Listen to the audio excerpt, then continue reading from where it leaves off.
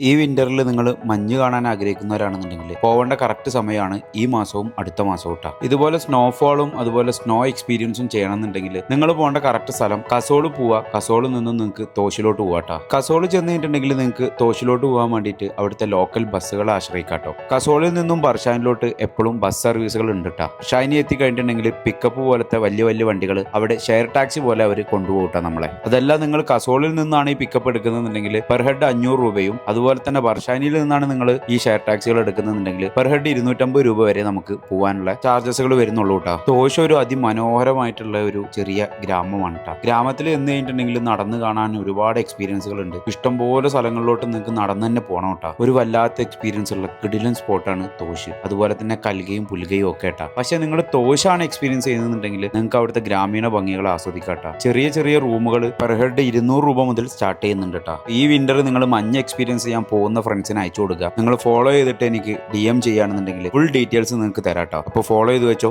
Next വീഡിയോയിൽ എവിടെ നിന്നാണ് വിന്റർ ജാക്കറ്റുകളും അതുപോലെ തന്നെ വിന്റർ ബൂട്ടുകളും വളരെ ചീപ്പ് റേറ്റിൽ എവിടെ നിന്ന് കിട്ടുന്നുള്ളത് നെക്സ്റ്റ് വീഡിയോയിൽ വരുന്നതാണ്. അപ്പോൾ ദിസ് ഇസ് ബോയ്മൻ ഫ്രം ലോകം.